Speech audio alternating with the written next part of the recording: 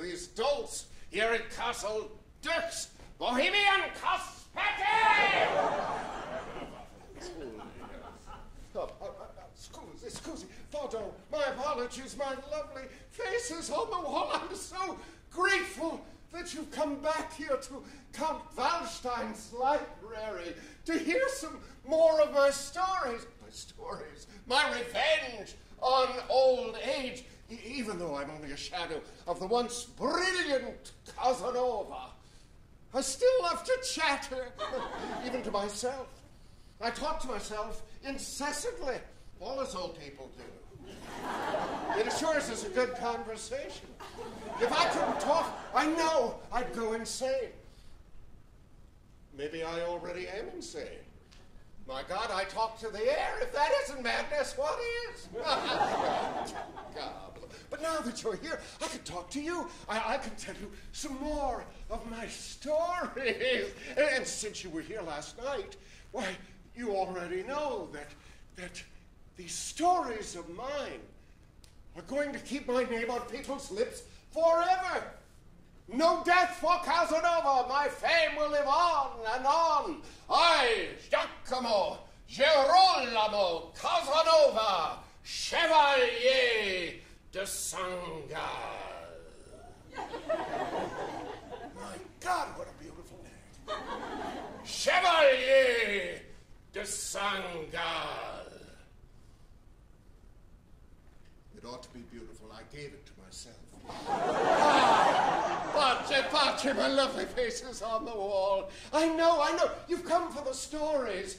Well, and since you were here last night, you already know that every one of my stories needs musica.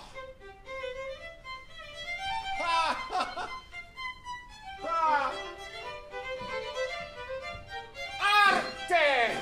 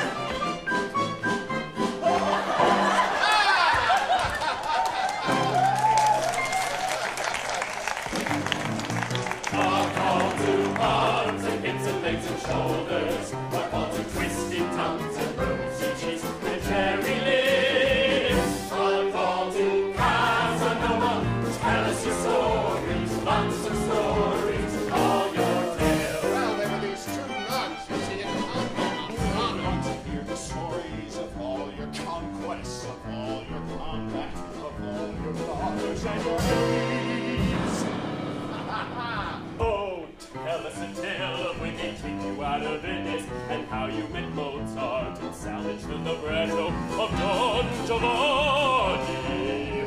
Sing us the song of how you slept with that nun and then invited the ambassador to China. Don't forget your girlfriend was there.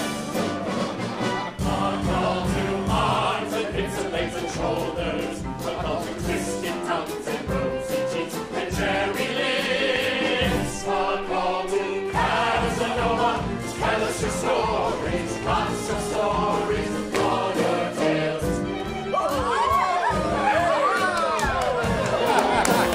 Spin us the yarn of how you broke out of prison, how you dropped out of the military looking for adventure. Tell us of the fortunes you won and lost while gambling and rambling and scrambling. Tell us the tale of how you swindled that old miser while you and his daughter were romping with abandon in the Garden of Era. I do love combat. Remind us again of how you beat up that Hungarian and made up with his woman. I didn't beat him, I reasoned with him. Made up with his woman. Well, I did do that. His woman. Regardless. Everybody knows you are a master debater. You've argued circles around Voltaire. And Mozart and and Goethe and the Pope and Ben Franklin and Frederick the Great and Maria. Get on with it! A call to arms and hips and legs and shoulders. A call to twisting tongues and rosy cheeks and cherry lips. A call to Casanova. Tell us your stories, lots of stories, all your tales. You want to hear the story of when you were in Naples and you wanted to marry Donna Lucrezia, though you slept with her daughter. That was many years ago. Remember that girl, you know, the one with the legs, and her beautiful sister with eyes like the ocean. And don't forget Bettina, who made you a man with her delicious hands and her delightful motion. Weren't you the oldest of 6 and your parents were actors? Weren't you sick as a child? Weren't you almost a priest? Didn't you get married? How many women? 12? The Pope knighted you? Prostitutes? Didn't you almost die on the operating table? Well, how many women? Nurses? Your nose didn't stop bleeding. You played the trumpet. Poorly! A call to arms and hips and legs and shoulders. A call to twisted tongues and rosy cheeks and cherry lips. A call to Casanova. Tell us your stories, lots of stories, all your tales. Sex and mayhem, sex, swindle, sex, and venture, sex, your fault, sex, and don't forget,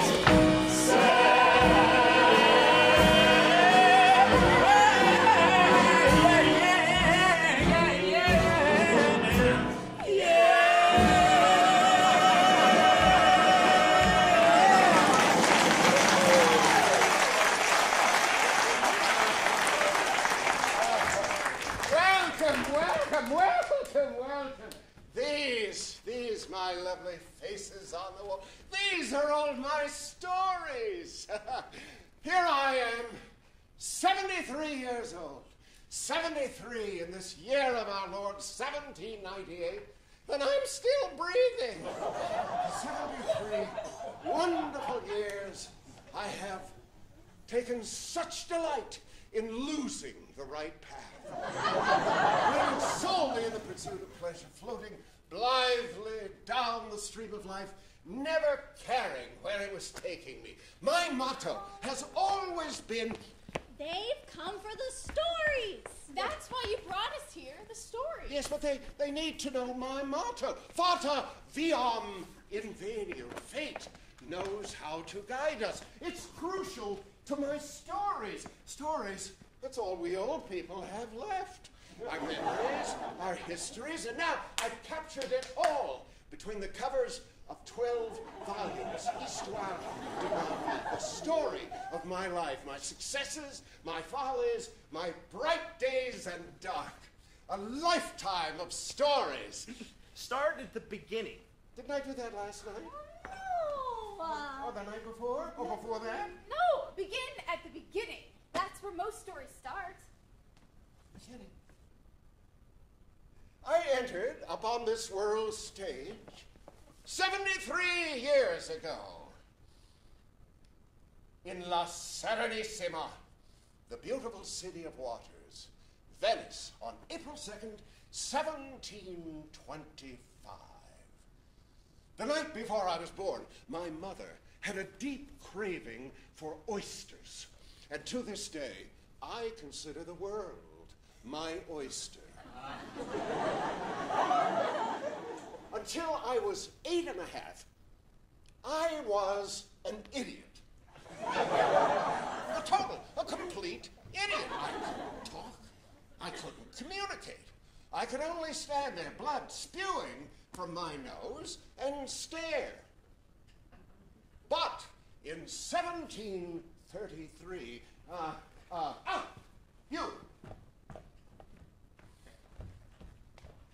you, be me. Every man, no matter how old he gets, always thinks of himself as being somewhere between 18 and 35. So you, Leigh. My God, what a handsome devil. As I say, I was standing there, blood spewing from my nose, when my grandmother, whose pet I was, scooped me up and took me in a gondola to the nearby island of Murano, about half a league from Venice. We went into a wretched hovel. There was a woman inside, a witch.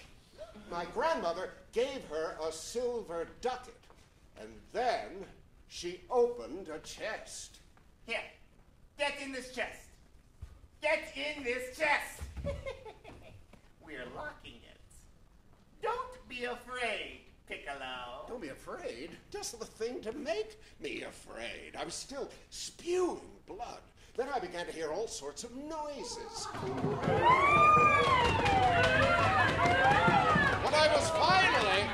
When I was finally taken out, the bleeding had stopped. Ah, Cucciolo. Come here. First, we capture smoke from burning herbs. Then, we wrap you in the smoke with this sheet. Now, some secret incantations.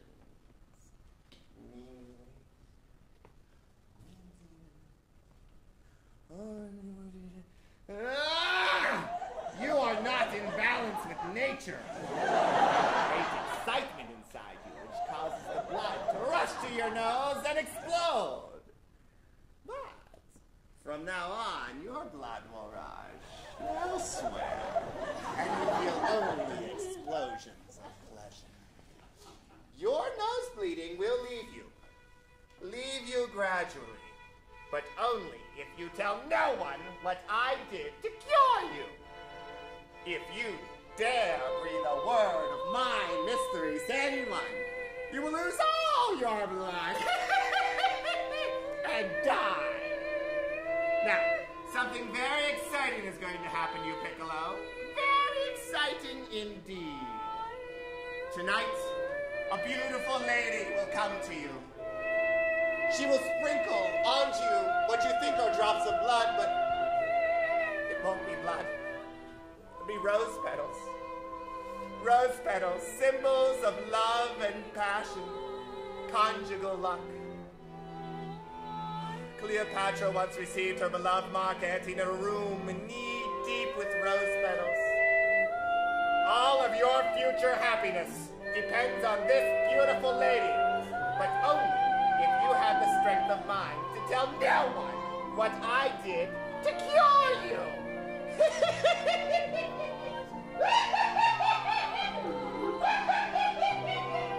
My grandmother took me back home.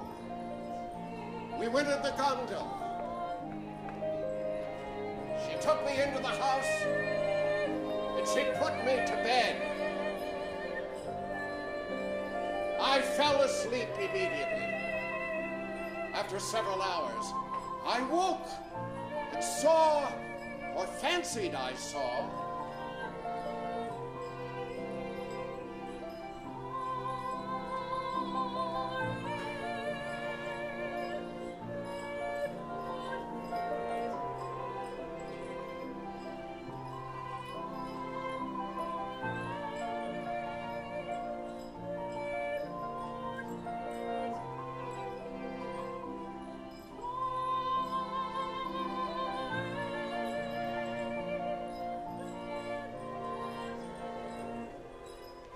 later on, it dawned on me. That had been my defining moment. I had been born for women. I love women. And I have always done everything in my power to make women love me. Don't you simply love the way they smell? And the woman I'm in love with always smells so sweet. And the more she sweats, the sweeter she smells. Isn't that depraved? My grandmother came in to dress me the next morning.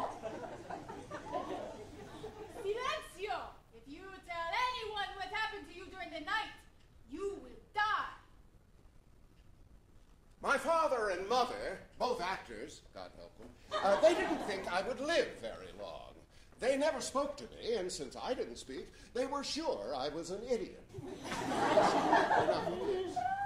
When I was 9, I was sent to Padua to study with a young priest there, a priest by the name of Dr.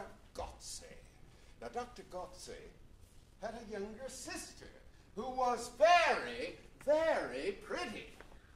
Boy, my name is Bettina, and my brother says I am to take care of you. Can you say Bettina? No? Can you speak at all? Are you an idiot? Look, boy, I've made these stockings for you. Now let me try them on you to make sure I haven't made any mistakes.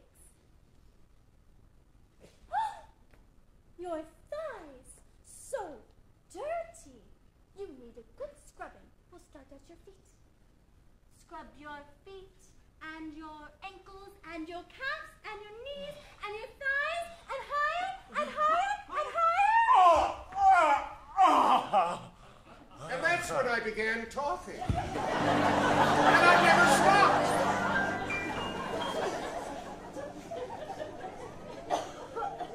I love women.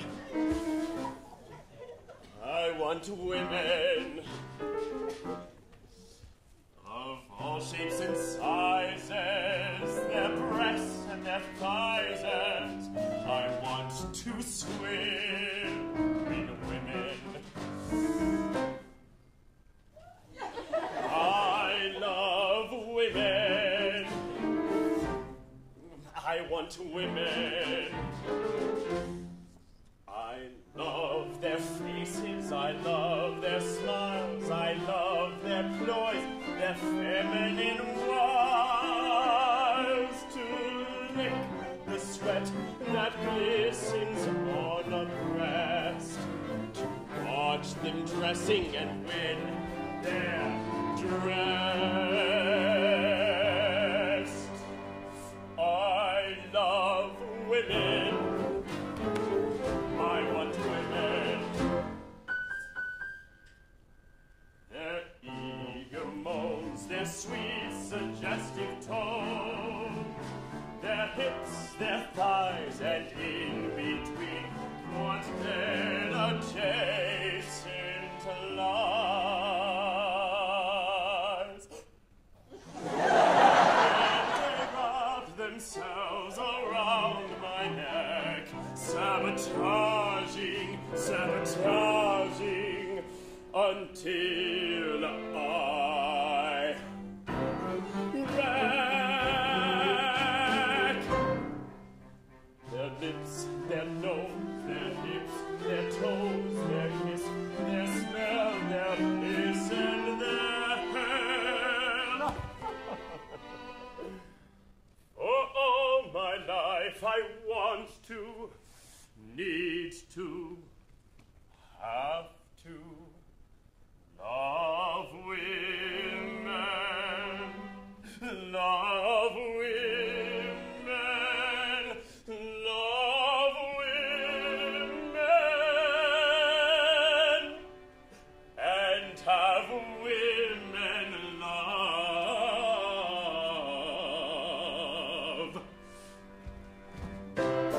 me.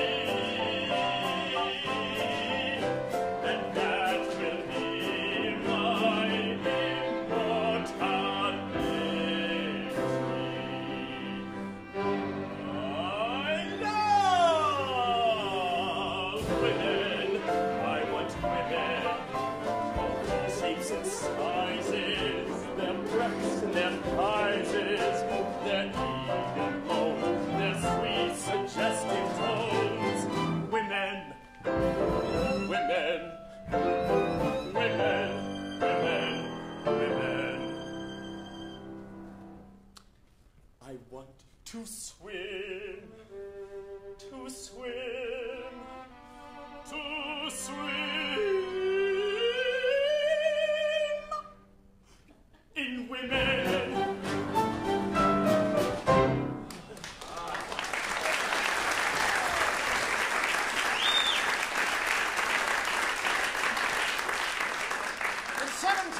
43, my mother wrote from London, where she was appearing in Carlo Goldoni's plays.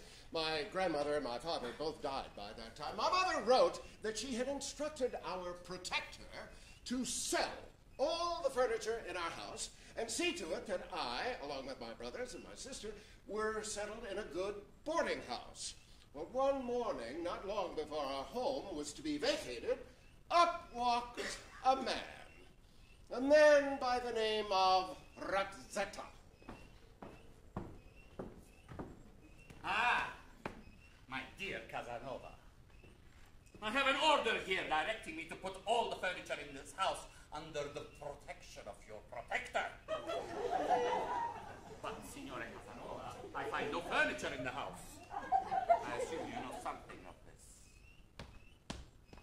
What exactly have you done with the furniture? I sold the furniture for cash. Have I done with it? What have I done with it? Your implication of my wrongdoing, Signore, is quite disagreeable to me. I'm not answerable to you, you miserable dung heap. It's my house, my furniture, none of your affair. So clear off as quickly as possible. Ah! But it's not your house! It's not your furniture! Ah! I'll see you're thrown in prison for this. And I'll run in prison. Clear out! That was not smart of me. I should have known that Ratzetta wouldn't give up so easily. Later on, a bailiff arrived. This summons was executed by one, Antonio Ratzetta. It was decided because of your insolence, nothing would be better than for you to be put into a seminary. A seminary? I'm only 17! The last place I should be stuck is in a seminary! Not a seminary, then a prison. Buongiorno, Signor Casanova. I've been requested to escort you to a place called the Fortress of Sant'Andrea. Know it? You'll be held there for striking me without provocation and for selling furniture from a house you didn't own. How clever of you, Signore Toad, having me thrown into prison for such a trifling matter. I'll have you know, Signore Rospo, that at this very moment I'm planning a very special revenge for you. Ah, Signore Casanova, I am Major Pelodaro, the head of this fortress. You have a good room and the entire fortress of Sant'Andrea for your prison. You may walk wherever you please. Only remember, if you escape, it will be my ruin. The Fortress of Sant'Andrea, completely surrounded by water. No sentinel can see my window, so if a boat were to sail up close under it, I could jump down into it, it could land me in Venice by nightfall, and have me back to the castle by daybreak, after I'd taken my little revenge. Ah, boatman! What's your name? Biagio, my lord. Biagio. Are you adventurous? Always adventurous, if there's enough money in it. Ha ha, good man, Biagio. How much money would it take? Enough to run the risk of going to the galleys, my lord. I think I have just the right amount of money for you. Sail under my window by nightfall, I'll catch your mast and slide down. The night is cloudy, the tide is high. You sail with Biagio to Venice, to the San Agostino and the Calle Bernardo. Razzetta's not at home, so you wait and wait. Oh, 1 o'clock, Razzetta arrives.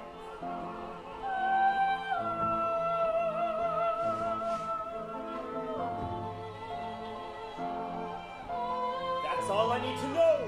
Revenge will be mine. Back to the fortress. Crawling in the window you crawled out of. Next morning on the parapet, you fall. Oh, my leg! My leg! Oh, the pain! Oh, pain! What is it? Oh, it's his ankle! Oh, my ankle! His ankle! Casanova, sprained his ankle! Too bad, my son, too bad, too bad. You need to rest. Now leave. Everyone leave.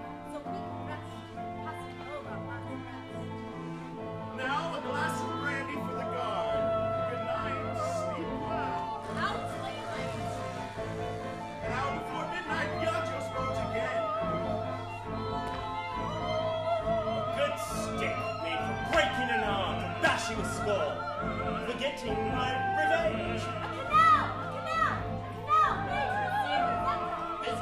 He's coming! Rosetta is coming! Oh, Signore Toad! Help me, someone, help me! Murder! No, not the canal, not the filthy canal! Remain! Casanova did it! Now, like a fox across the square. Over the bridge, back in the boat. Fox strikes two. Up the mast! Into your room! Quickly, undress! Now, scream. It's a surgeon! It's a colic! I'm dying of the colic! After about half an hour of play acting. Well again! Thank you so much. But really, I couldn't have done it without you. Miraculous. Casanova! Razzetta was beaten in Venice last night. Oh! Then thrown into a canal. He swears you did it. Casanova did it! His nose is broken. It's broken! 3 teeth are missing. Three His arm teeth. is completely useless. Casanova did it! How sad. But that gives me some revenge. But you've been accused. Casanova did it! I told them that was impossible. Casanova did it! Impossible because you were here unable to move. And at midnight we thought you were near death from colic. He did it! Rosetta had to pay the expenses. Casanova did it! And I was set free. I received my doctorate in canon law from the University at Padua. Now, what is a person with no background, child of lowly actors, with nothing to rely on but his tongue and his mother wit, how does a person get ahead in life? The church. I must go see the Patriarch of Venice at once and talk him into giving me the tonsure. 3 months later, 4 minor orders were conferred on me, and I was named an abate, a secular priest, which simply meant no dancing, no dueling. And that's it. Well, not long after this, I went to Rome, and my protector there became Cardinal Acquaviva, and he arranged for me to begin taking French lessons. Oh, my French instructor had the most beautiful daughter. Andiamo, si va. Well, not long after this, I was taken to Monte Cavallo, the summer home of the Pope, Pope Benedict XIV.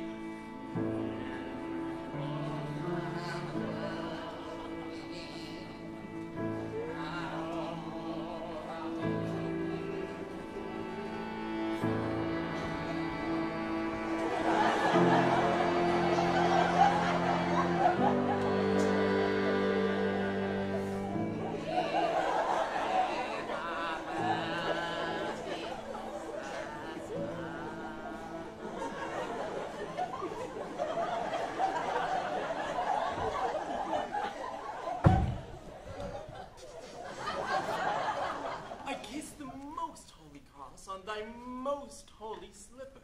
Ah, my son. Who are you? I, Your Holiness, am Casanova. Giacomo Casanova. Of Venice. Ah, yes, Venice. I have heard of you. Thank you, most gracious Holiness. I congratulate you on your good fortune at being in the service of so eminent a cardinal as Cardinal Acquaviva? Yes!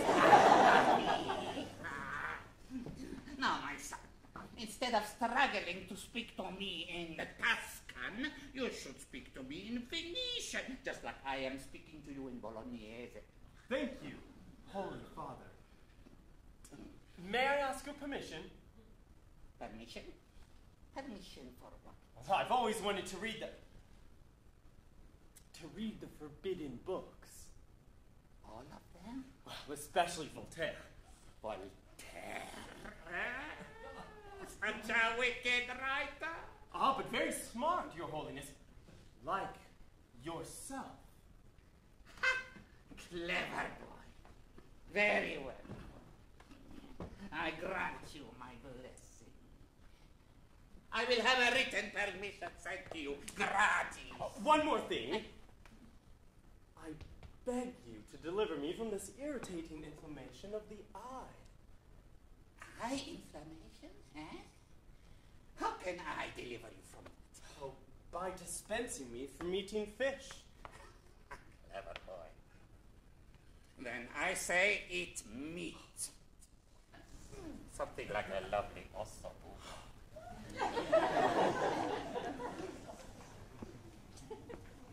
Not long after this, the daughter of my French instructor was responsible for my being dismissed from the priesthood. But, that's a story for another day. I want to talk to you a little bit about Monsieur de Voltaire. His books were forbidden, all of them. So, of course, I read them, all of them. He was living in exile in Geneva, and he was expecting me. Anything that is too stupid to be spoken is sung. Oh, Behind every successful man stands a surprised mother-in-law. oh. Common sense is not so common.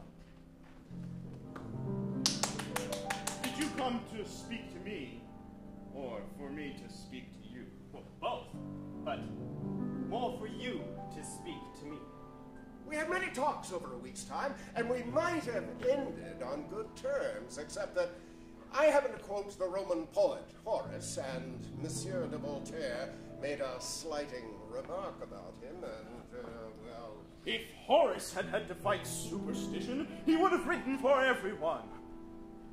As I do. You will never destroy superstition, and even if you did, what would you replace it with? Impudent puppy. I deliver the human race from a beast that's devouring it, and you ask what I'll put in its place? I love the human race and want to see it as happy as I am. Free. Freedom and superstition do not go together. So give the people sovereignty? God forbid. There must be only one sovereign. Then you must have superstition. Without it, the people would never obey the monarch. No monarch. Monarch means despotism. I hate it as much as slavery. If you want the government in the hands of one man, such a man will be a monarch. I want a leader of free people. He can never be arbitrary. He is the chief, by an agreement that binds both the free people and himself.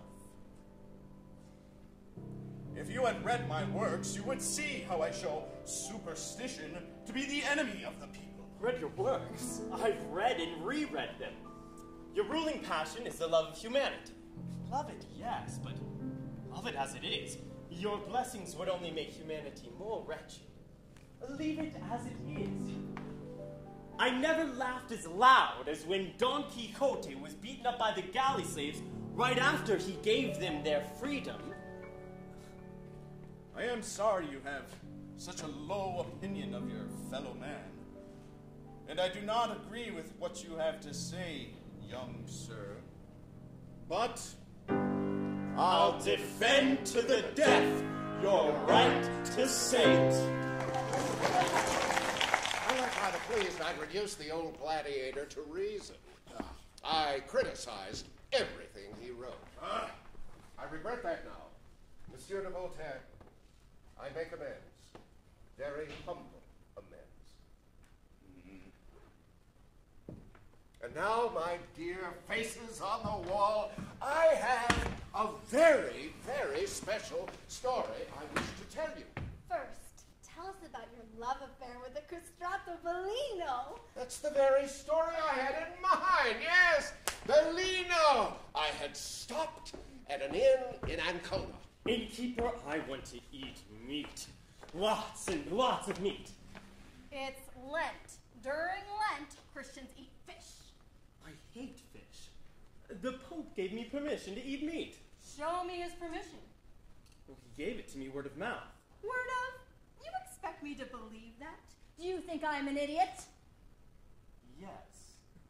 That's exactly what I think. I think you're a stupid, ignorant fool. Go walk someplace else. Now go!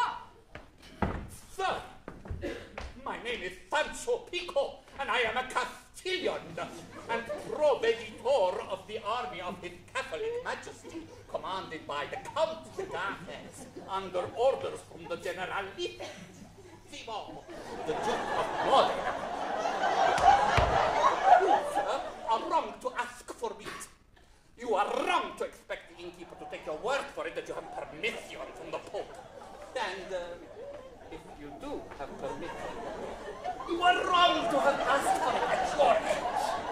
And you are wrong to call the innkeeper a fool. It is a compliment no man can accept in his own house. Then finally, sir, you are wrong to have raised such a thing. You are actually telling me how very wrong I am?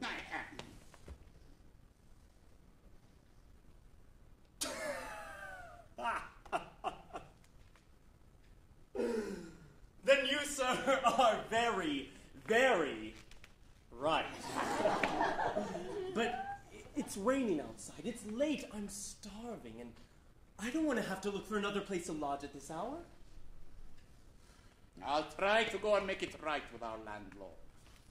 I'm sure he will give you a good supper, but he will give you no meat. This gentleman was certainly worthy of teaching me a thing or two. He came back. I've arranged a wonderful supper for you, and I join you. Thank you, gracious signore. My name is Jacques Casanova. I am secretary to Cardinal Acquaviva. Come with me, Signore Casanova. You will have the pleasure of hearing wonderful music. The prima donna of the opera lodges here. He is Bellino. He is the prima donna in the opera here in Ancona. Bellino, obviously a castrato. No woman was allowed on any stage in the Papal States. All the female roles were taken by men, by castrati. Dreadful practice.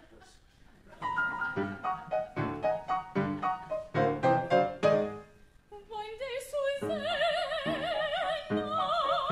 was playing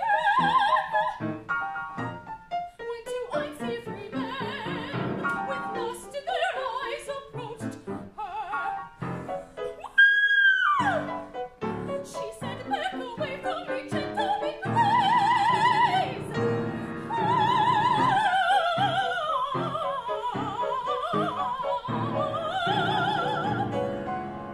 One day Susanna was playing, ooh la la, when two unsavory men with lust in their eyes approached her. She said, "Back away from me, gentlemen, please."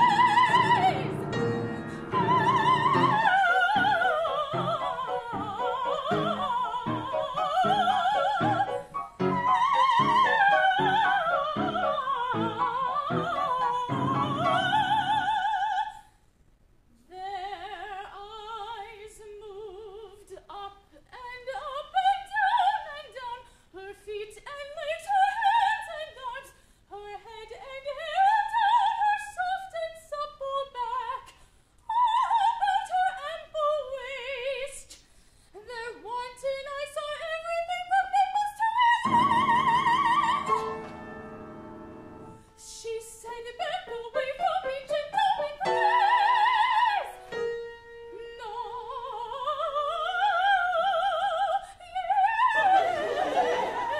yes, no, yes, no, yes,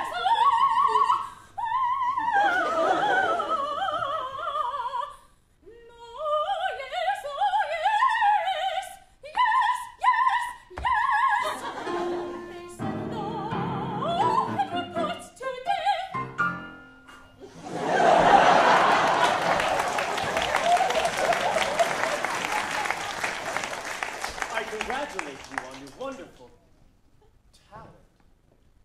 I'm sorry, you really do look like a woman. I'm only a woman in disguise. I'm sure, my dear Bellino. No, I'm positive that you are not the same sex as I. I assure you I am a man. However, I am a castrato. I've been examined. Examined by whom? The priest. Allow me to examine you as well. Examine me? No, I cannot. You're obviously infatuated with me, and that kind of love is forbidden by religion. You weren't so fussy with the priest. He was old, and all he did was take a quick look at my unfortunate condition.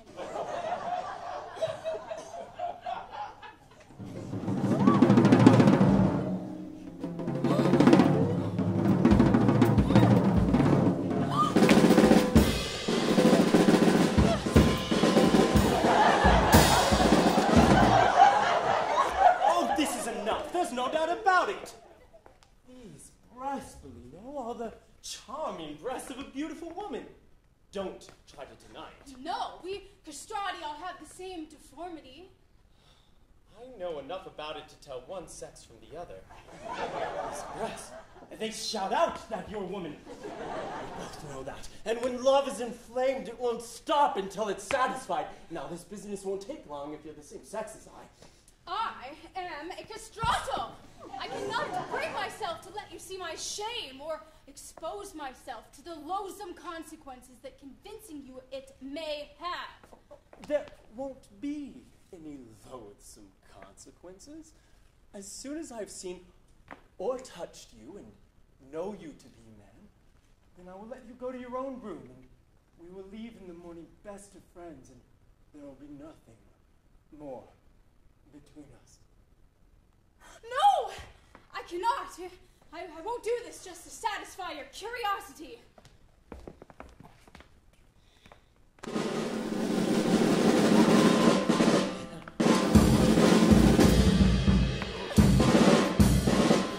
Take your hand away, my dear Bellino. Absolutely not! I'll never consent to this outrageousness.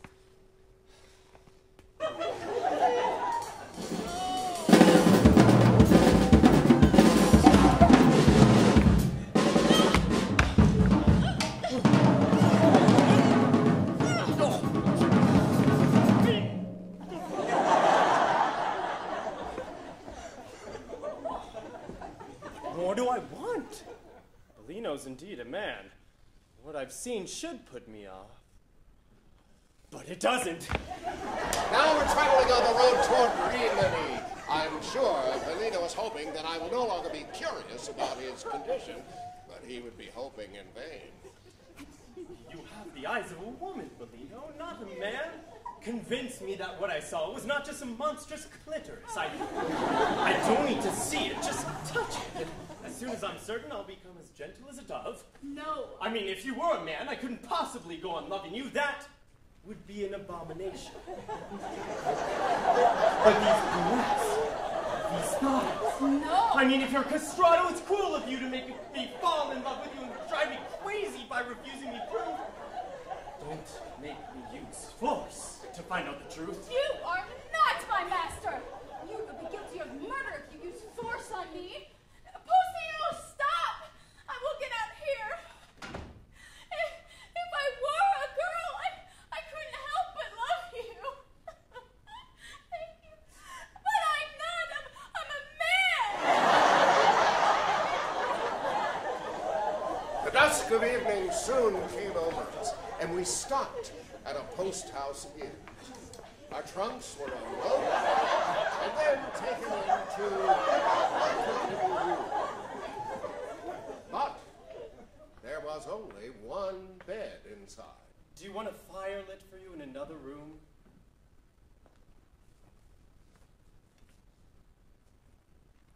I have no objection to sleeping in this bed. I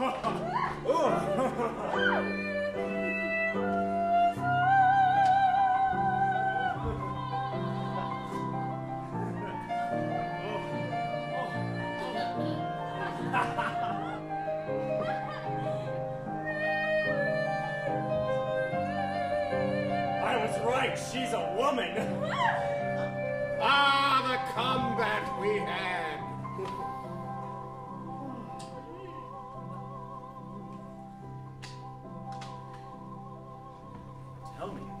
Iris, if it's true that you loved me, how could you put off your happiness and mine for all this time?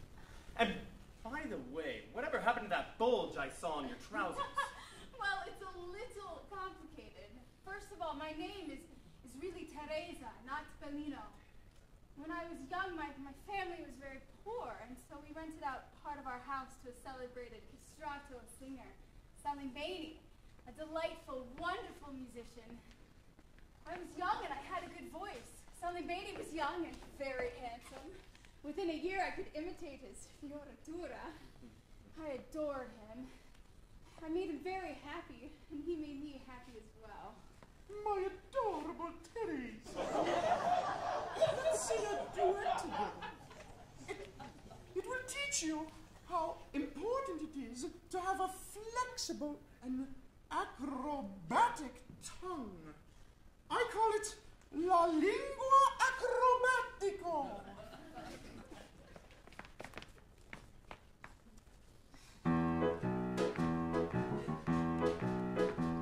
At a quarter to two. At a quarter to two. At a quarter to two in a minute or two. At a quarter to two in a minute or two. At a quarter to two in a minute or two, we will take off our tunics and stick out the tip of our tongues. In a minute or two, we will take off our tunics and stick out the tip of our tongues. At a quarter to two in a minute or two, we will take off our tunics and stick out the tip of our tongues. Together, together. Together, together. Together, together, we'll travel to Tivoli. Together, together, we'll travel to Tivoli. Together, together, we'll travel to Tivoli, twisting our sticky tongues. Together, together, we'll travel to Tivoli, twisting our sticky tongues. Together, together, we'll tastefully tremble and thusly crescendo, then trill at the top of our lungs. Together, together, we'll tastefully tremble and thusly crescendo, then trill at the top of our lungs.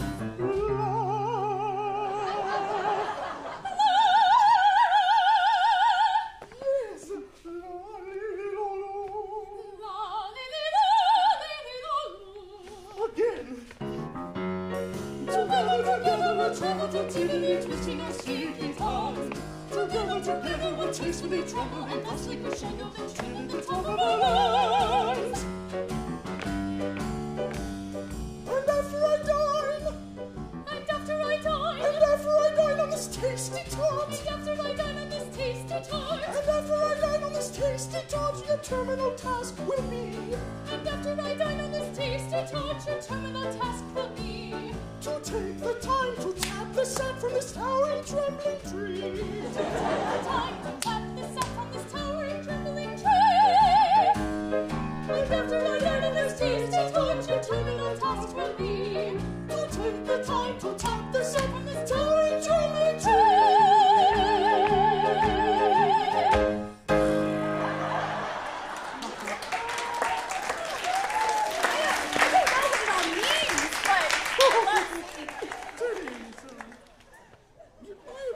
Protege named Bellino. He was born with the most beautiful voice in the world. So before he reached puberty, his father castrated him. He wanted to preserve that beautiful voice so his son could earn a living on the stage. And in that way, he could support the family. Despicable, I know, but it happens often. A year after I became his mistress, Salimbeni had to go to Rome, but within days a terrible fever killed my father, and I was an orphan. Salimbeni came back and got me.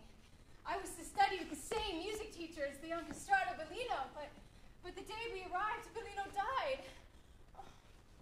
Terrible, terrible, poor, innocent, mutilated boy.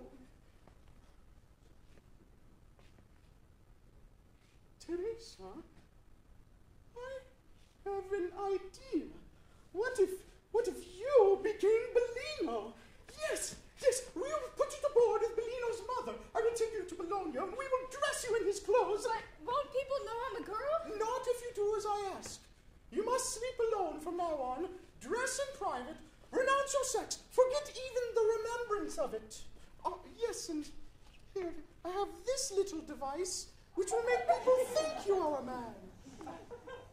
It's taught me how to attach it to myself with spirit gum, so that if I ever have to undergo an examination, people will be fooled. That's what you saw. I had to laugh when you thought it was real. Sullivan Beatty would have been so proud. He left soon after. Don't go. I have such a feeling of foreboding.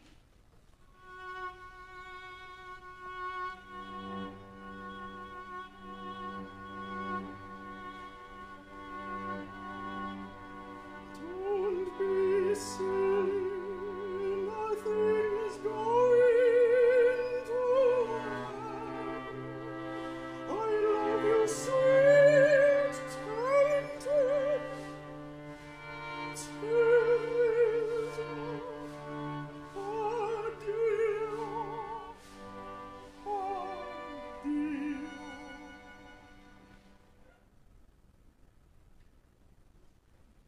I was looking at him for the last time.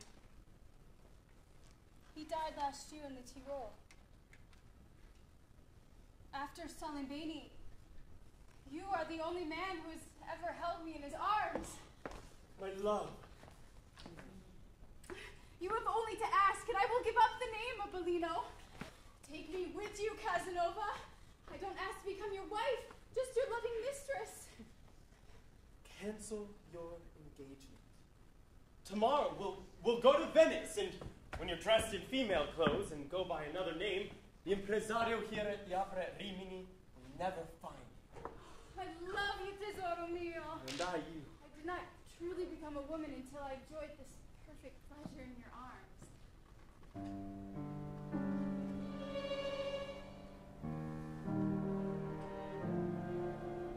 I've no money,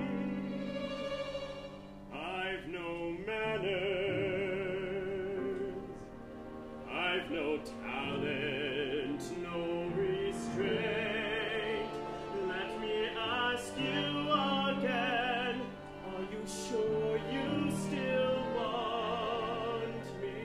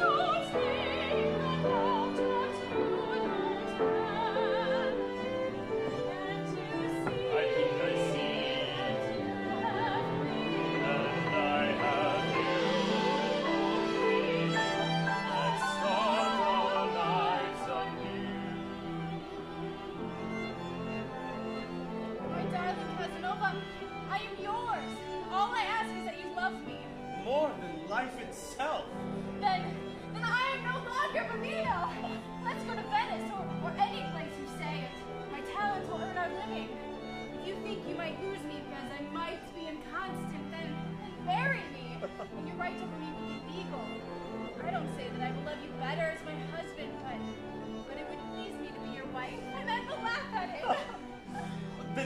after tomorrow, I'll marry you in Bologna.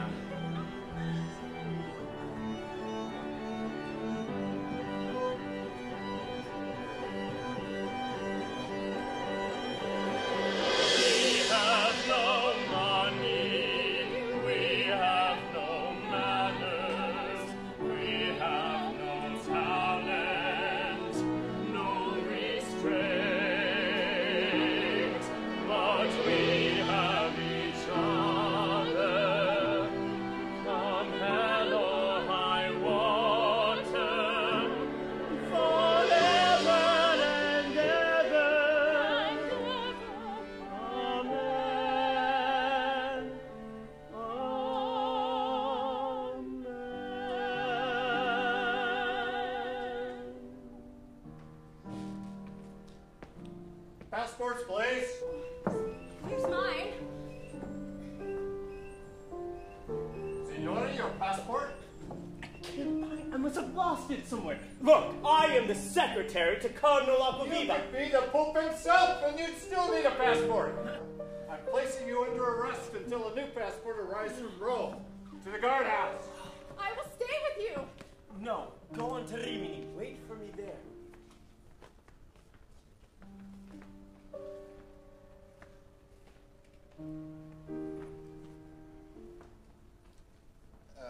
I must.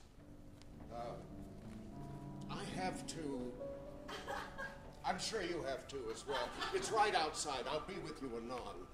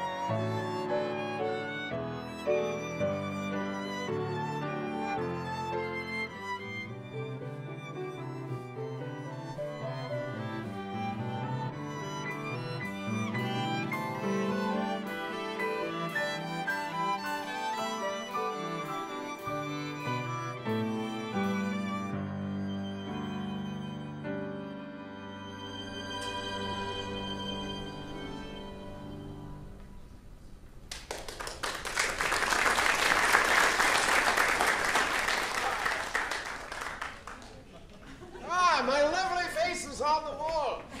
I am so relieved that you've come back. Now, where were we? Oh, Bellino. Yes, finish the story of Bellino. 16 years after having been thrown in prison in Pesaro for having no passport, strictly by chance, I met Teresa again. Hello, my dear Casanova. Teresa! My God, look at you. Still as beautiful and desirable as ever. Grazie. And now I'm rich as well. Rich? Well, congratulations. And married. Ah, so that's how you're rich. No, it's my money made from singing. I'm quite famous now. My husband is a Roman, 10 years my junior. My delight, my plaything. Alas, I've delayed too long. Seeing you again has rekindled all of my old passions. And yet here you are, not only married, but in love. I have a further surprise for you. When I left you in Pesaro, I was with child. My only regret is that our son has not been brought up as my son, but as my brother. That day I spent with Teresa and our son was one of the happiest of my life. And I went back home madly in love with with Teresa again. But then my passions, as always, soon found other diversions. But hearing about Teresa's wealth makes me want to talk about money. My money, not hers. I have never, ever, ever held a steady job. No profession at all. Simply not in my nature.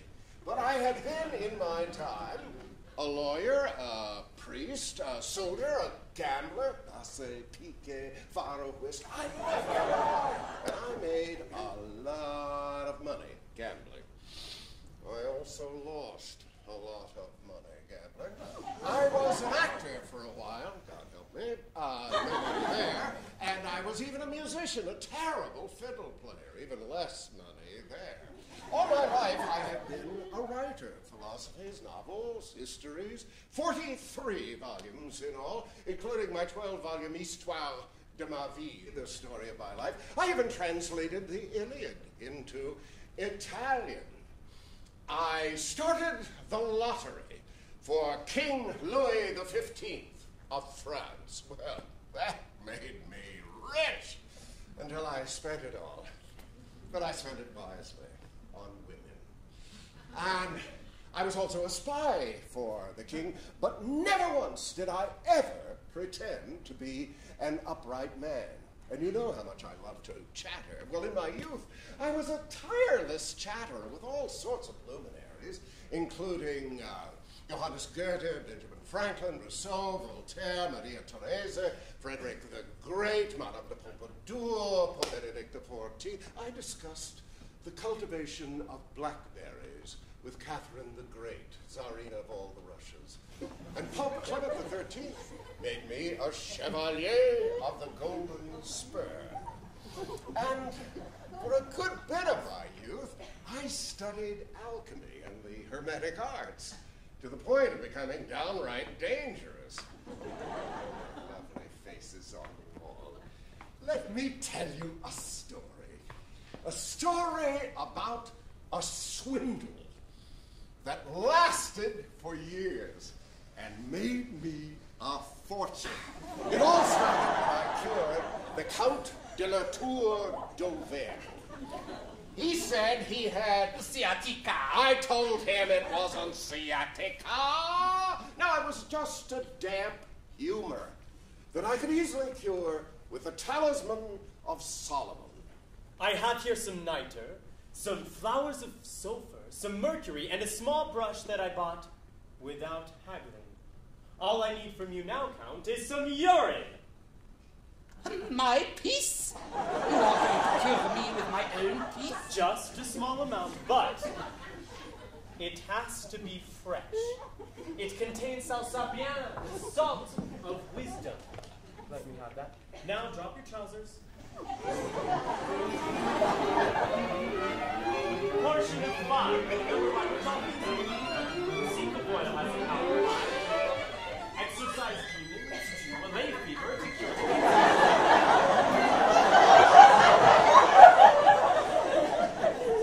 Keep the Star of Solomon here and here. Wrap this. Don't unwrap this for 24 hours and you will be cured. I'd forgotten all about this little hoax when 5 days later, the Count again came to my door. It is miraculous! A miraculous cure! By the way, am I allowed to take a bath? Bath? No! Not until you are completely cured. Use perfume. I told all my friends about your miraculous miracle, and they were amazed. But you know Paris. Now everyone will think I'm a quack. Not everyone is so narrow-minded. I have come to ask a favor. I have an aunt, my beautiful, eccentric aunt, who is well known, famous really for her knowledge of alchemy and all sorts of occult sciences. She's extremely rich, sole mistress of her fortune. She could be very quite useful. And she's dying to meet you. She begged me to bring you to dinner at her house. I hope you do not have any objection. My aunt is the Marquise d'Urfé. The Marquise d'Urfé? I'll do whatever you say, Count, as long as it's only the three of us. Oh, no! She always has 12 of the best Parisian society to dinner every day. That's exactly what I don't want. I loathe the reputation of magician. Not at all. You are highly regarded. You could have a brilliant, lucrative career. Any number of the best people of Paris would give you half of their possessions if you would but cure them. All I'd done for him was a hoax, a prank that happened to work, but I didn't want any more publicity. So I told him I would see his aunt in private and in no other way. The Marquise d'Urfé was extremely rich. And in spite of her age, she was really quite beautiful. And I had no trouble at all pretending to be ignorant of alchemy and the hermetic arts. I was ignorant of it.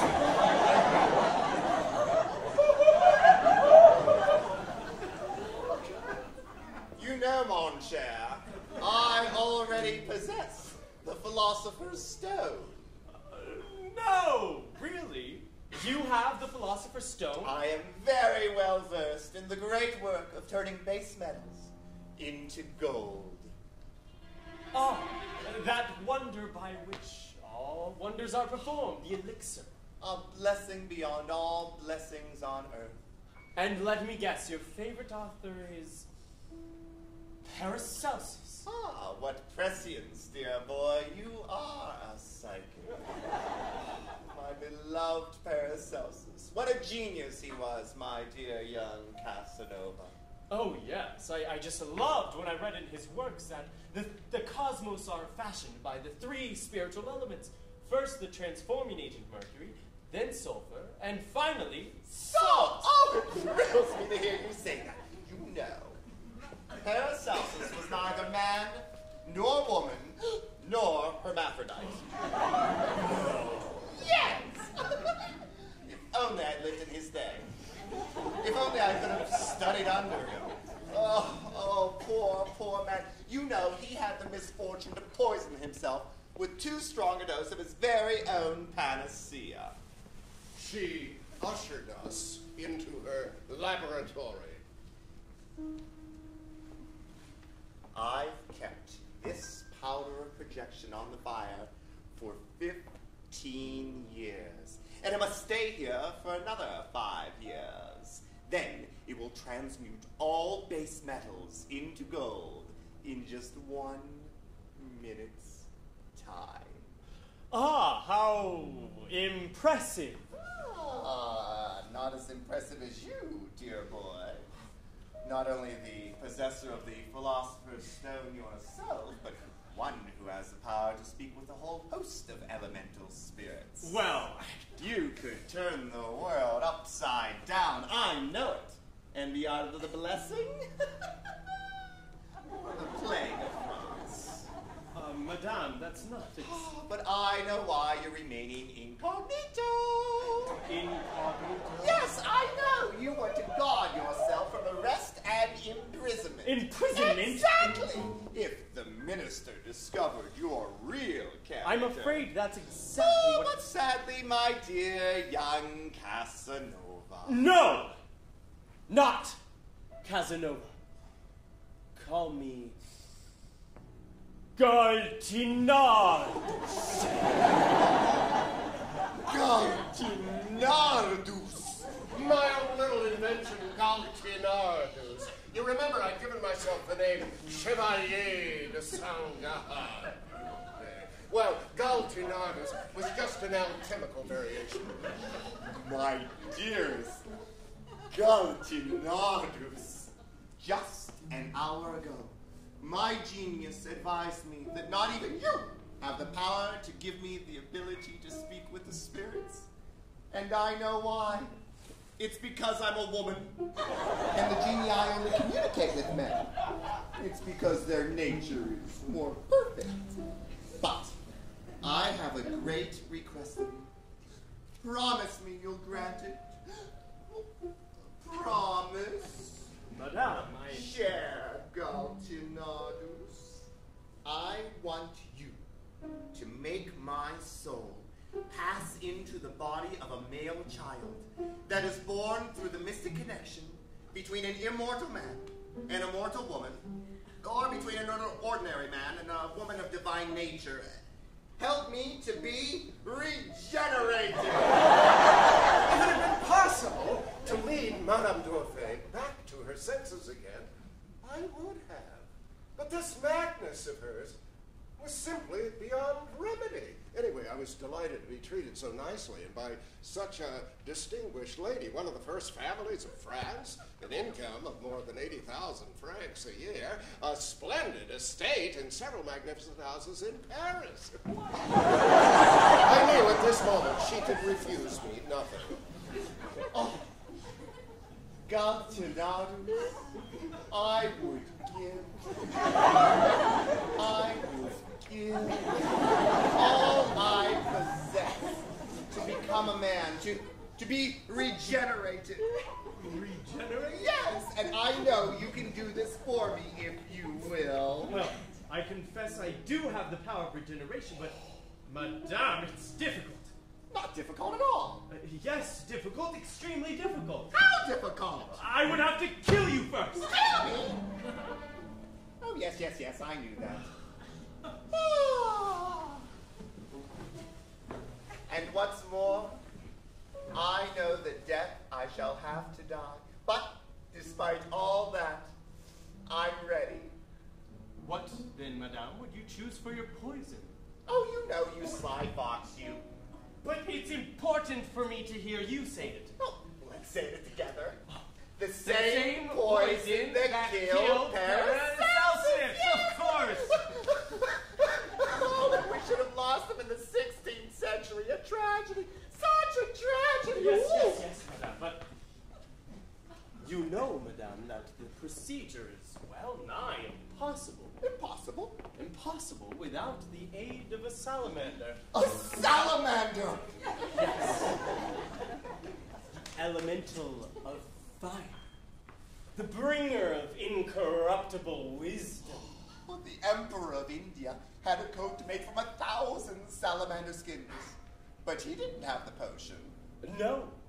And you know that the potion made from a salamander has the power to turn something into something else. Oh, regeneration! Oh, I beseech you, ask the Oracle if anyone in Paris has this potion.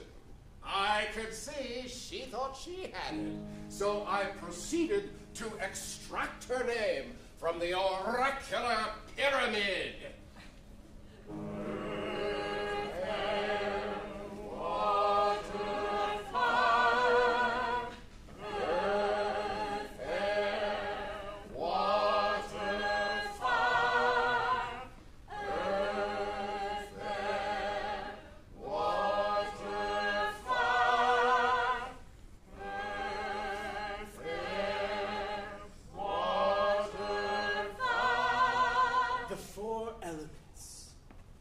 Paracelsus named the four elementals Earth, represented by the gnomes.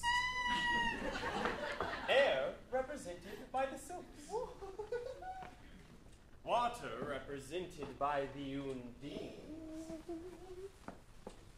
And fire, represented by the salamander.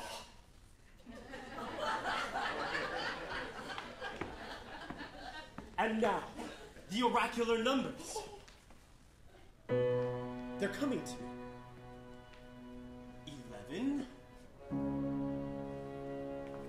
1, 16, 15, 19, 9, 17, and 5.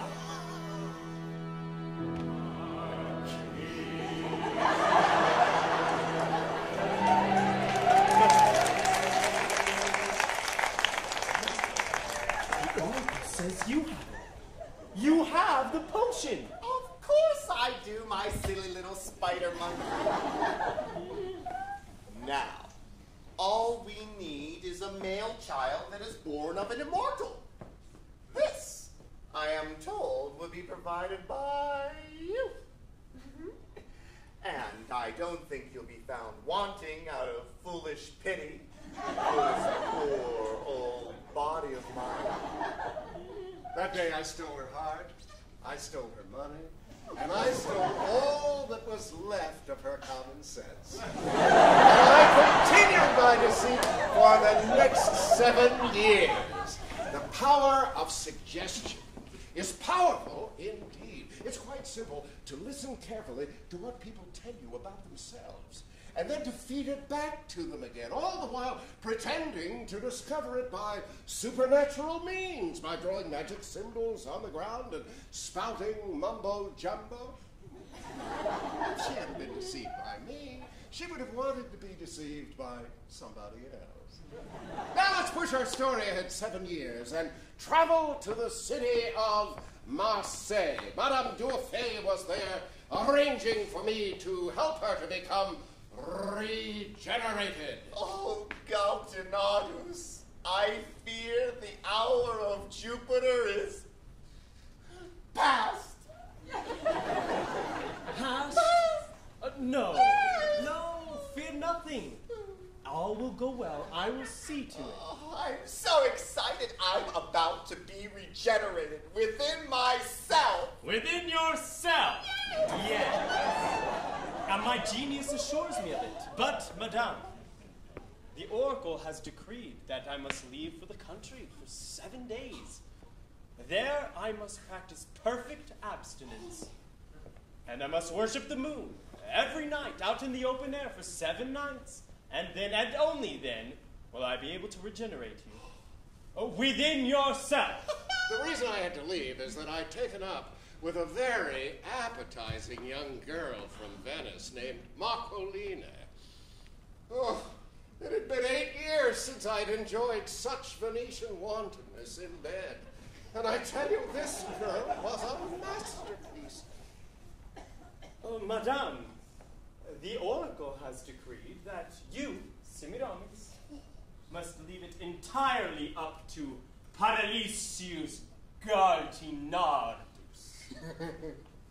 Paralisius Galtinardus, me, shall inoculate my dear Semiramis after charming Undine. Marcolina? After charming Undine has made us both pure by bathing us. Bathing us. Bathing us naked. Naked? Together. Together. Delicious. Here's the dilemma. I have to regenerate my good Semiramis. But I don't want to put myself to shame. The Marquise had been beautiful in her day, yes, but she was no longer young. What if I wasn't able to stand up to the job? And I was just beginning to see how age could slow down one's pursuits. So that's when I decided that my dear Marcolina would become a beautiful, voluptuous, erotic Undine. Oh, my beautiful, regenerating pleasure palace. I have summoned an Undine, a water sprite for us. No. Yes, and I have summoned her from the moon, and she shall be our bath attendant. Oh, an Undine, a bath attendant from the moon, how thrilling! I was praying that Marcolina's voluptuousness and the magic of her fingers could immediately reinstate the vigor I was going to need for this regeneration. And I was hoping that Madame Durfay would never suspect. Madame, the oracle has fixed your regeneration. For when the hours of the sun and of Venus and Mercury follow each other in the magician's planetary system, go now to the appointed place. There I will perform the great work of regeneration, starting at 2:30 and ending at 5:30. I wanted plenty of time. I figured I might need it. Marcolina, I need your help. I need you to deliver this note to the Marquise Durfay. But it's in French. Yes. I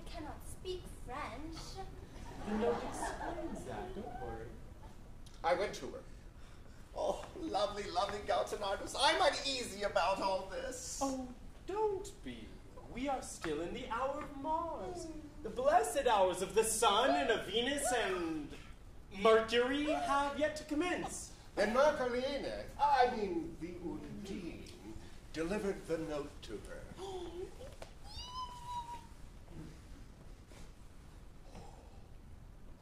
I am dumb but not deaf.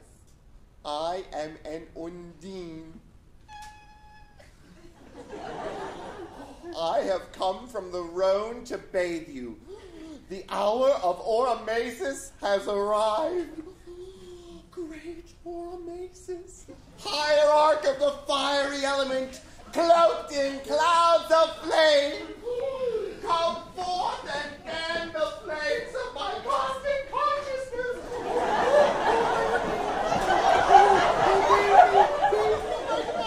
Bathe me, my little Oh, what a difference between the two bodies!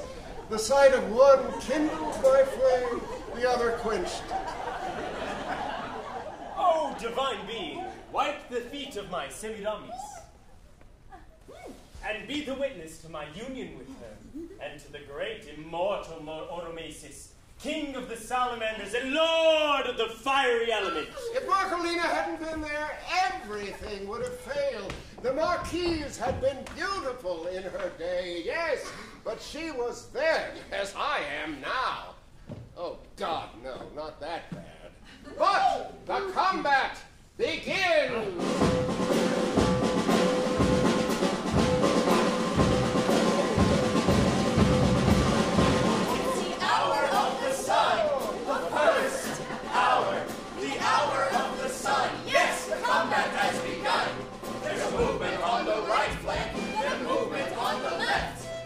Flags are waving, bands are playing, troops are marching, hits are swaying, infiltration, polarization, agitation, permeate, now, now, now, now, now, now, now! Success! Success! The combat has been won. It's been won! Won!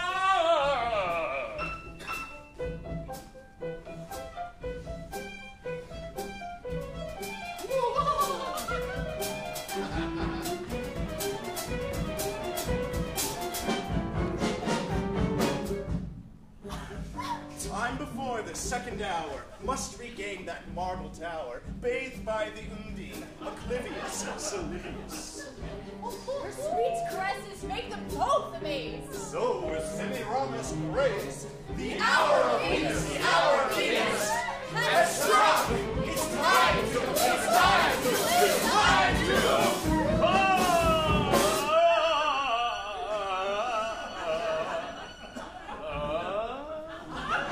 Toward the end of that sweet hour, he's about to lose the bet. So I dissembled, yes, I trembled, and acted like I'd reached an end. I muttered and I shuddered. I had my reputation to defend. So good an actor, that's the factor. Even Marcolina was deceived. One more hour, just an hour, and your manhood is reprieved. Now's the hour, the final hour, to honor swift Mercury! Let us hope he'll be inspired. No jury to feed his fury. The Undine enchants her Semiramis with all she knows of Venetian love, and restores our hero to his vigor, but he's less able and mortal. Sweat and toil this poor hour, not much blood to help him out. Even this Marcolina, He's about to lose his bout from the flag! What should have gone hummingly was unbecomingly, benumbingly, cold in perpetuity, an ignominious defeat.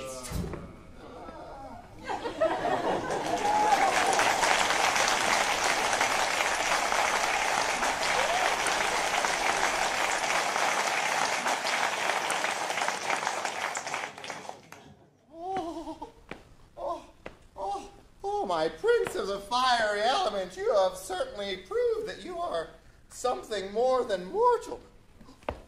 Tell me, do Do you think the Oracle deemed this operation a success? You now carry within you the seed of the sun. In 9 months, you will bring forth a person as the same sex as his creator, me. But in order to keep the evil genii from doing you any harm, you must keep quiet and stay in bed for 107 hours. Starting now. Oh, my beloved blue angel of lightning, to you I owe all my happiness. Just remember, my divine Semiramis, my virgin sprung from the sea. Remember that I am merely an agent of the genii. Oh, marry me, darling magician. No, marry me. Marry? Yes. Well, then, you will be the governor of the child that will be your son. That way, you can protect all of my properties for me while I am born again. If not, my income of 80,000 francs a year will be lost to me, and I will be called a bastard. My lovely, luscious, hanging gardens of Babylon. You will be regenerated, and you will become my son. And I will never allow anyone to call you a bastard. Oh, noble Galtinadus. I admit I feel like a man already. Also, I must admit, I'm in love with the Undine. What a charming creature. Oh, tell me. Do you think in 14 or 15 years I might be able to make love to her? I'm certain that the Undine has a male water sprite for a lover. But when you come of age, around the age of 14, I'm sure she'll be available for you. Now, to bed. To bed. 107 hours. I know. Some of you are thinking if he were really honest, he would have told this poor woman the truth.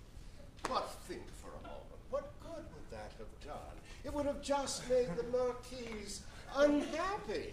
That'd be cruel, so why do that? No, we left Madame D'Urfey happy and fulfilled, and Marcolina and I left rich. No one lost anything, and everyone gained.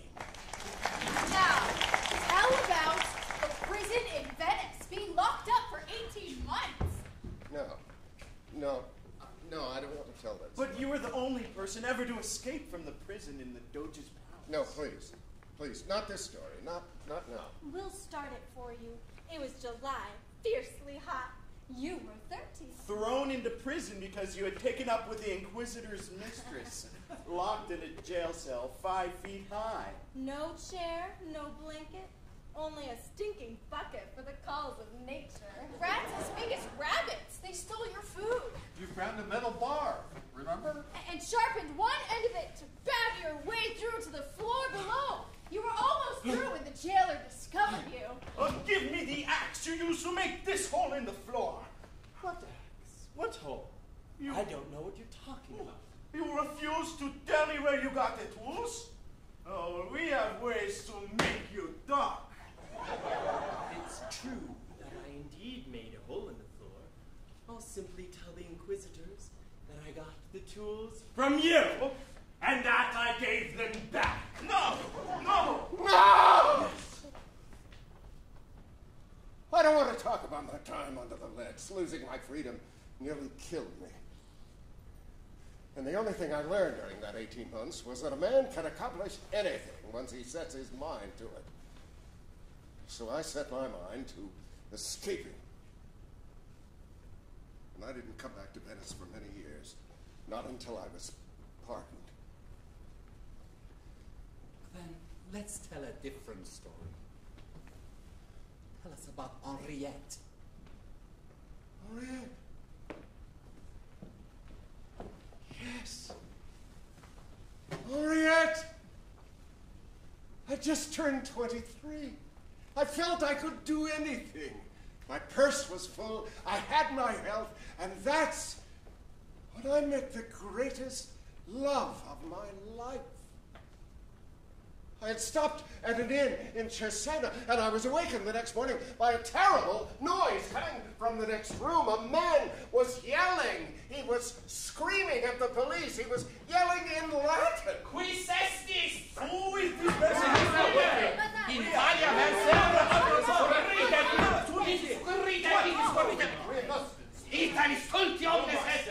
This man was screaming in Latin at the Siberi, the morals police for the Inquisition. The Siberi, rebel, the plague of the Republic. We began to find out who this man was in bed with. Was it a man or was it a woman? And if it was a woman, was the woman his wife? His clothing told me he's Hungarian. Get out. Get out, all of you. You filthy liars. You have nothing to do with it. We are get out. I'll report you all to General Spada. Did you hear me? General Spada. The person concealed by the bedclothes wasn't a man, it was a woman. Well, I wanted to see her face. So I asked this man in Latin, what country are you from? I am a captain in the Hungarian army. And what country is your traveling companion from? France. It is the only language she speaks. Ah, so you speak French? Not a word, just Hungarian and German. And Latin. Thank goodness you also speak Latin. Oh, what do you talk to her in? Pantomime? Exactly. Difficult language pantomime. S'il vous plaît, ma chère mademoiselle, amiable companion to the captain, would you kindly accept me as a third guest at your breakfast table? Salut. Quel nom as-tu? Henriette. Henriette. Beautiful name. What are you doing here, Mademoiselle Henriette? We are on our way to Parma. Parma. Oh, my very next stop. Would you grant me the favor of taking you to Parma in my carriage? With the greatest pleasure. I can actually have a conversation. That would be refreshing. Pantomime is strenuous, and I don't speak Hungarian. No one but Hungarians speak Hungarian. It's a dreadful language. The French you speak is elegant and beautiful, like you. Tell me, ma belle, whether this captain is your husband or your father? Neither one nor the other. at that moment, I fell deeply, madly in love. Who is this woman? A beauty, yes. A beauty who combines the finest feelings with the greatest appearance of libertinism. So exciting. And certainly I would suit her far better than this old Hungarian who carries at least 60 years on his face. Mine less than half that. My dear sir, who is this beauty? All I know is that she wishes to be called Henriette. I think she's French. She has had an excellent education. She's as gentle as a lamb. Intelligent, courageous. She tried to tell me more, but... Mon cher, you must forget about you. Forget you? Is that what you are saying? I don't even know you. Who are you? The same principle that forbids me to tell a lie does not permit me to tell the truth about myself. So, when I leave, do not try to find out what has become of me. And if you happen to meet me anywhere, please pretend you do not know me. Can you do that for me?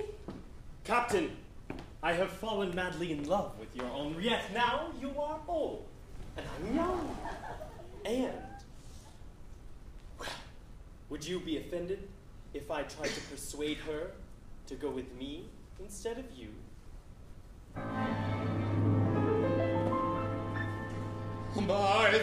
Roger or Zax Pushta.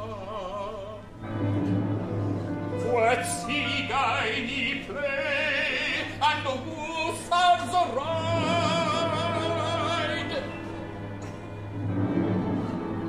I dream so often, yes, so often, of such a woman by my side, by my side.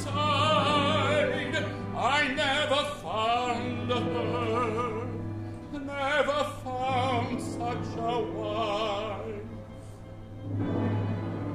And so I dreamed each night, until this beauty came into my life.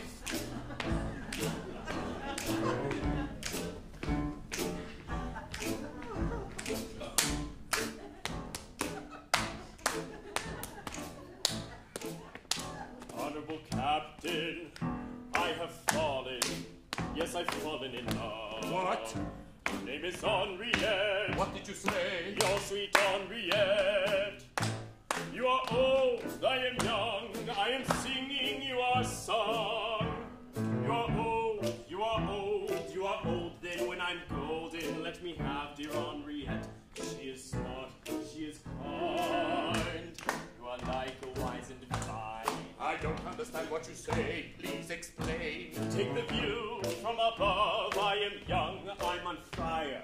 I'm bulging with desire for your lover, Henriette. I'm sorry that you'll have to go. Though I don't understand the words that he says, I can see the passion in his heart, in his heart.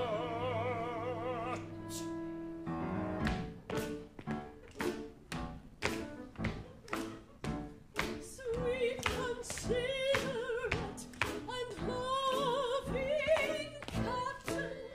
What's that now? You are a sweet and gentleman. What did you say? And yet I cannot give my love to you for anything, for you are old, your life is over, and mine has just begun. You are sweet, but can't you see? You can never be with me. I'm trying to understand you. Take a view from above. I am young, I'm on fire. I'm exploding with desire for your lover, Henriette. I'm sorry, but you'll have to go. Eyes fill me with sadness,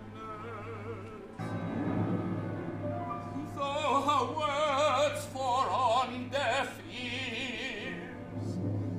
Her message pierces my heart. My heart. Sweet, considerate, and loving Captain. I have fallen. Yes, I've fallen in Sweet love. What did you do? Henriette. What do you say? Your Henriette. Not give my You are old, I am young, I am singing you a song. You are old, you are old, you are old, I just have dear Henriette. sweet, which is good. And yet I know you and I weren't meant to be. Take a view from above. I am young, I'm on fire, I'm exploding with desire for your lover, Henriette. I'm sorry, but you'll have to go. No, and yet I know I cannot keep her. I must return to strife. So back it is to Budapest, Budapest, and to my ugly nagging wife. Hey! Auf Wiedersehen. Assalamu alaikum. Wie sonst, was?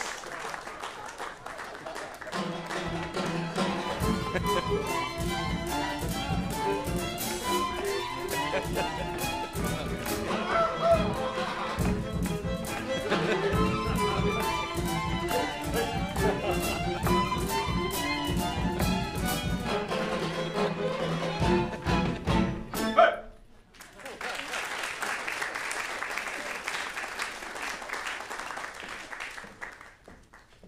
order you gave the Hungarian captain to forget you, not to inquire after you, is that intended for me as well? It was not an order. It was a request. A prayer, if you will. And yes, I would make the same request of you. Well, the captain's nature and mine are very different. Do you expect me to leave you in Parma? Leave you without money in the middle of a street in a city where you can't even talk to anyone? Forget you? Madame, know that a Frenchman may be able to forget, but an Italian does not have that power. If you do not want me, say so, and I will leave and do my best to forget you, but I want to be your lover. Your only lover. Nothing less will do. I will deserve your favors by my attentions and everything I will do for you, the likes of which you've never seen, but I love you passionately. You must promise to be mine or I must remain here. Dearest Casanova, forgive me for laughing. Never have I heard such a furious declaration of love. A declaration that should be passionate, yet tender and gentle.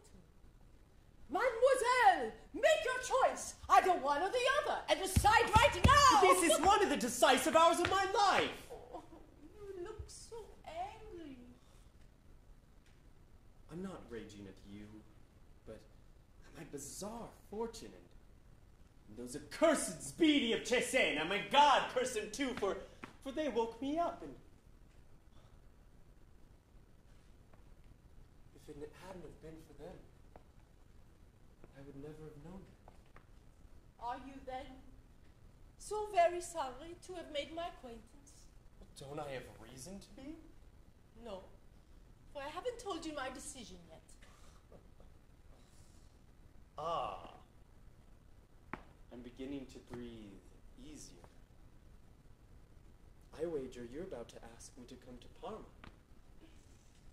We come to Parma. Oh, what a night. What a woman was this Henriette. As beautiful as daylight. In Parma, I hired the finest seamstresses to make everything new for my new Henriette. Mon cher, you are spending too much money on me. If you are spending it to make me love you more, then you're throwing it away. I cannot love you more than I did yesterday. Think only of never leaving me.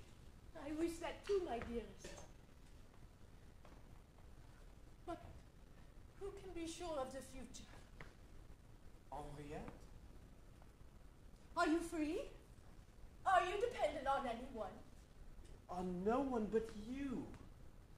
I love being that way. Then no one can tear you from my arms. But I cannot say the same. I may be torn from yours. Even now, people are looking for me. I'm sure of it. And if I'm found, my father-in-law will throw me into a convent. No. You must not be curious about my story. Very well. I promise not to press you further, mon cœur. We will only love each other now, and never let fear of the future trouble us. I spent 3 gloriously happy months with Henriette. You men who think that there is no woman who is able to give you complete happiness all 24 hours of every day have simply never possessed a woman like Henriette. And my happiness was far greater when I talked with her than when I held her in my arms. The Opera House at Parma was playing a French opera. Les Fêtes Vénitiennes. I hired a private box. Memory's a little spotty at this age, but I think it sounded something like this.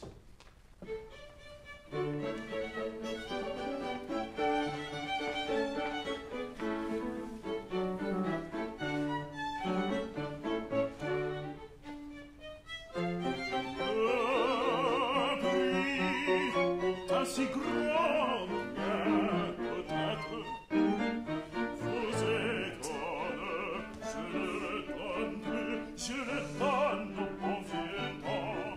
Théorie, je ne mets pas à rire, j'exige joie de sourire, de pleine, de la constance.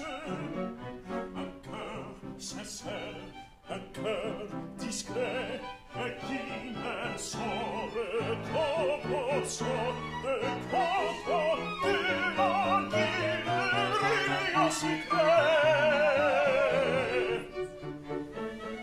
Must we go to the opera every evening? If we do not, we'll be giving scandalmongers an excuse to gossip. I'm passionately fond of music, but I tremble at the thought of being seen. That's why I wore no rouge. That way I won't be labeled a French woman. Ah, it's good for another reason. Here in Italy, only prostitutes wear rouge. Before the opera ended, I turned to a Frenchman in the next box. Excusez-moi, monsieur, but in this French opera, when does the singing begin? Have you not been listening, crétin? They have been singing for the past 4 hours! Monsieur. But here in Italy, this is not called singing, but declamation. My love, you are impossible. And you, my love, are entirely inscrutable. I want to know everything about you. Well, I can tell you this much. I have committed 3 follies in my life. 3 missteps. And but for you, this last folly would surely have ruined me. Delightful misstep. The cause of my knowing you. What? What were your first missteps? My first misstep? My marriage, of course. A marriage of title, of money. Then came the second misstep. The break from my husband. My abuser. His father as well. Enough. Do you know these pretty words from our writer La Fontaine? Be always beautiful for each other. Always different. Always novel. Think of each other as everything. And consider all else as nothing. My happiness was so immense, I felt unworthy. Coming back to the hotel, I was handed a letter from Monsieur d'Antoine, addressed to Henriette.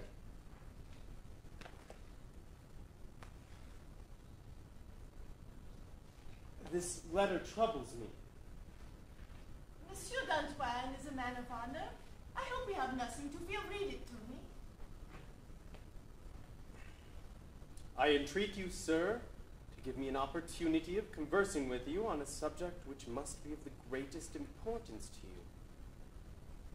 D'Antoine. Well, I think I must see him. Monsieur d'Antoine was waiting for me.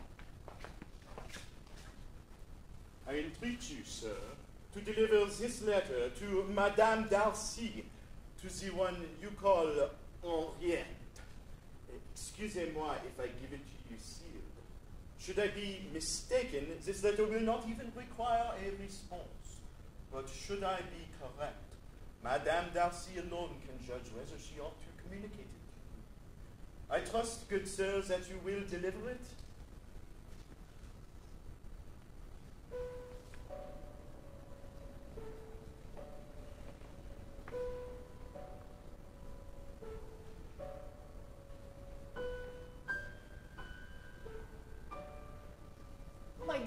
understand. Do not be offended, but the honor of two families does not permit me showing you the contents of this letter. I am compelled to receive Monsieur d'Antoine, who represents himself as being one of my relatives. He knows my history, what I have done wrong, and what I have done right. As a man of honor, he must shelter me from any affront. He will not do anything against my will, but if he attempts to deviate from the conditions I intend to lay down, I will refuse to go back to France, and I will follow you anywhere, and I will devote the rest of my life to you. The next day, after Monsieur d'Antoine called on Henriette, I spent 6 long hours alone. When I came back, her eyes were red. Can we go away someplace soon? Of course. Tomorrow? Where would you like to go? Anywhere. But I must be back here in a fortnight. Here? Yes. I've promised to be here to receive the answer to the letter I've just written. I just can't bear to stay in Parma. Then I curse the hour we came to this place. How about Milano, eh? Yes. Milano. We spent 2 weeks, 2 heavenly weeks, before coming back to Parma. And then Monsieur d'Antoine invited himself to dinner. I left after cafe. That's when our fate was decided. Henriette must return to France. To what? I never knew. For the longest time, we remained folded in each other's arms, blending our bitter tears.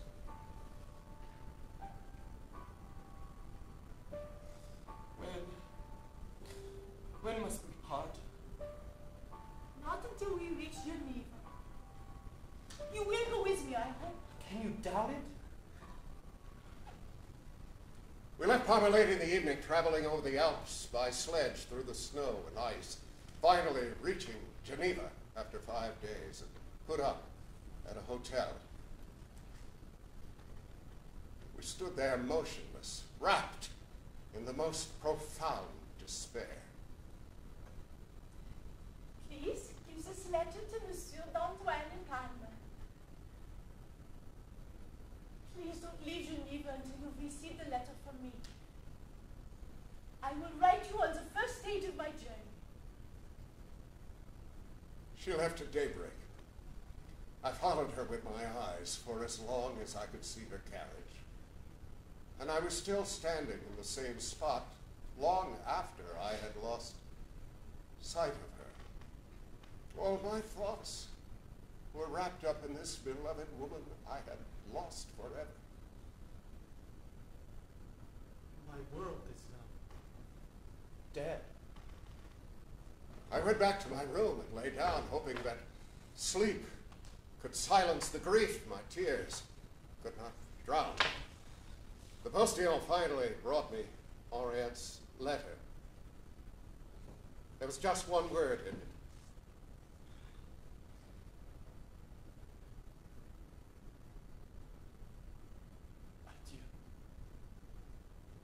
On a window pane, I found a message Henriette had etched with the point of a diamond I had given her. You will also forget Henriette.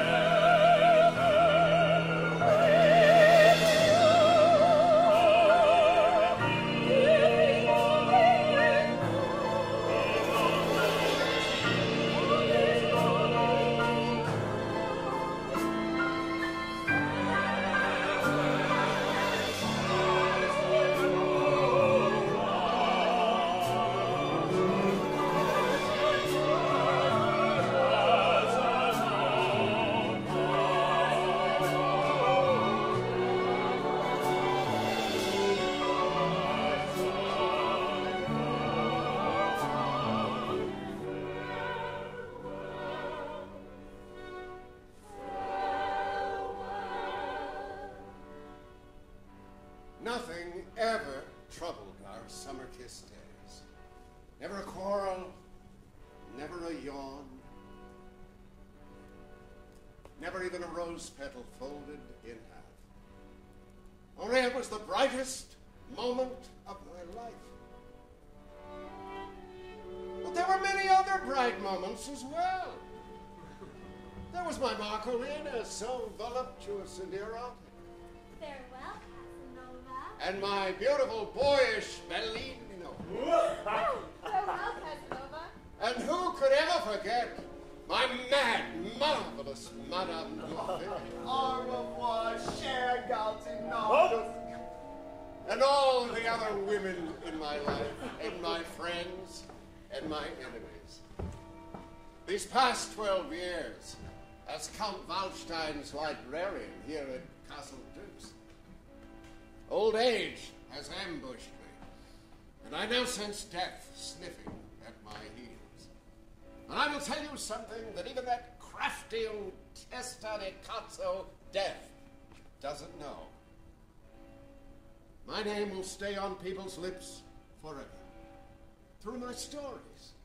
My fame will live on and on. I will live forever. Forever. Forever.